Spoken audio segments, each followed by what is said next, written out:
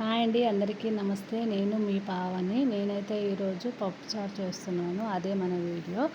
పప్పుచారుకు కావాల్సినవి అన్నీ అయితే కట్ చేసి పెట్టుకున్నాను. పచ్చిమిర్చి, ఉల్లిగడ్డ, దోసకాయ, క్యారెట్, టమాటా, కొత్తిమీర, కరివేపాకు, కొంచెం నిమ్మకాయ సైజ్ అంత చింతపండు ఇట్లా తీసుకొని చింతపండుని ఇట్లా కడిగి నానబెట్టాను. ఇప్పుడు కందిపప్పు ఇట్లా నానబెట్టాను. నానబెట్టిన కందిపప్పులో కొంచెం ఒక చెంచా నూనె, హాఫ్ చెంచా పసుపు అయితే వేసుకుంటున్నాను. వేసుకున్న తర్వాత కుక్కర్ పెట్టి పొయ్యి పైన అయితే పెట్టాను. పొయ్యి పైన పెట్టిన తర్వాత మంచిగా పేస్ట్ లాగా ఉడికించుకున్న పప్పును రుద్దుకోవాలి. మంచిగా పేస్ట్ ఎంత పేస్ట్గా ఉంటే అంత మంచిగా వస్తుంది అనమాట మన పప్పుచారు. అట్లా పప్పు అయితే మంచిగా ఇట్లా పప్పు గుత్తుతోటి రుబ్బుకున్న తర్వాత మనకు చిక్కగా ఉండాలి. పప్పు ఉంటే టేస్ట్ బాగుంటుంది. ఆ పప్పులోనే మనం పిసుక్కున్న చింతపండు పోసి పెట్టుకోవాలి. చూసుకోవాలి మనకు చిక్కదనం ఎంత చిక్కదనం కావాలనేది చింతపండు పిసికి పోసుకోవాలి. పులుపు ఎవరి ఇష్టం వాళ్ళది. మేమైతే కొంచెం పులుపు తక్కువ తింటాం కాబట్టి మేమైతే కొంచెం ఒక నిమ్మకాయ సైజ్ అంతా వేసాను.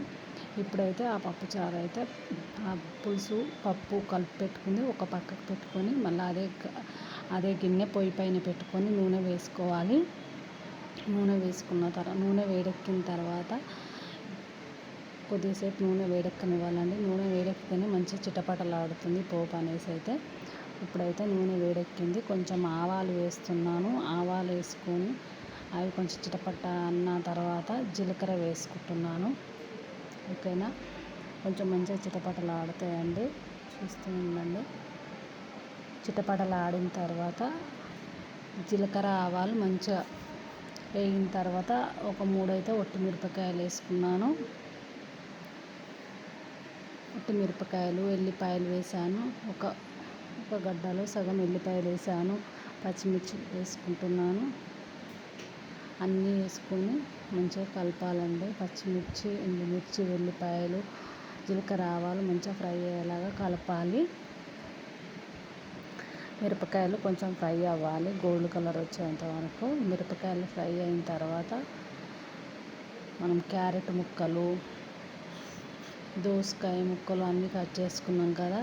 చారులో అన్ని ముక్కలు వేసుకుంటే అన్ని మంచిదండి. నా దగ్గర దోసకాయ, క్యారెట్, టమాటా ఉన్నాయి. అవి మాత్రమే వేసుకున్నాను. ఇప్పుడు టమాటా వేస్తున్నాను.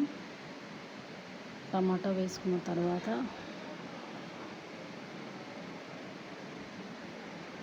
ఉల్లిగడ్డలు ఇట్లా వేసుకుంటున్నానండి. అన్నీ ఒకేసారి వేసుకోవాలి పప్పుచారులో. అట్లా అయితేనే బాగుంటుంది. మనం కట్ చేసుకున్న కూరగాయలన్నీ ఒకేసారి వేసుకోవడం వల్ల అన్నీ ఒకేలాగా ఫ్రై అవుతాయి. ఒకటి వేసిన తర్వాత కొద్దిసేపు అయితే ఒకటి ఫ్రై అయితే ఒకటి ఫ్రై కావు. అందుకనేసి అయితే మంచిగా అన్ని ముక్కలు కట్ చేసుకున్న ముక్కలు అన్నీ ఒకసారి వేసుకొని మంచిగా కలుపుకోవాలి. ఇప్పుడైతే నేను దోసకాయ వేసుకుంటున్నాను. దోసకాయ ప్లేస్లో మునక్కాయలు ఉంటే ఇంకా బాగుంటుంది. నా దగ్గర మునక్కాయలు లేకపోవడం వల్ల నేను దోసకాయలు వేసుకున్నాను. అట్లనే ఒక కొమ్ము ఉంటుంది కదా కరివేపాకు, మధ్యలోకి చుంచి ఒక 3 కొమ్మలు అయితే కరివేపాకు ఇట్లా వేసుకున్నాను. కరివేపాకు వేసుకొని మంచిగా కలుపుకుంటున్నాను. చూస్తున్నారు కదా.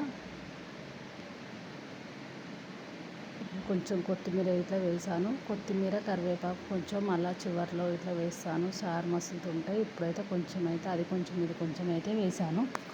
కల్లేమాకు కొంచెము, కొత్తిమీర కొంచెం అయితే ఇప్పుడు వేసుకున్నాను. ఇప్పుడు వచ్చేసి ఇందులో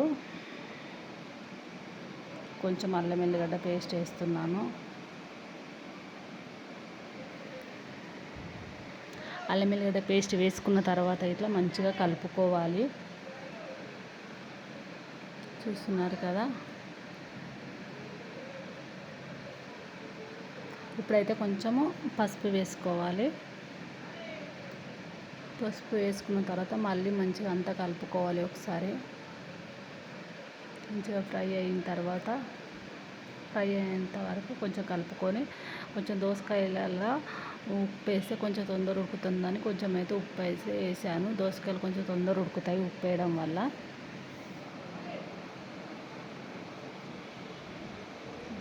ఓకేనా. ఇప్పుడు కొద్దిసేపు ఉప్పు వేసుకున్న తర్వాత కొద్దిసేపు మూత పెట్టి మగ్గించాలి. మగ్గించిన తర్వాత మళ్ళీ ఒకసారి కలుపుకోవాలి. చూస్తున్నారు కదా. మళ్ళీ ఒకసారి కలుపుకుంటున్నాను. కలుపుకున్న తర్వాత మనం పప్పు, చింతపండు రసము అంతా మొత్తం మిక్స్ చేసుకున్నాక చిక్కగా అదైతే ఇప్పుడు ఇందులో పోసేసుకోవాలి మొత్తము.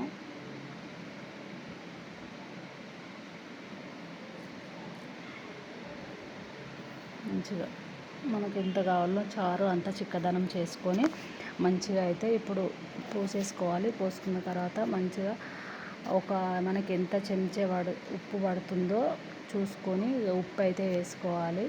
ఉప్పు వేసుకొని కొంచెం కల్యామాకు ఇట్లా ఇప్పుడు మసిలే ముందు వేసుకోవాలి. మంచిగా మసిలినప్పుడు టేస్ట్ బాగుంటుంది. కల్యామాకు వేయడం వల్ల పప్పుచారు టేస్ట్ బాగుంటుంది.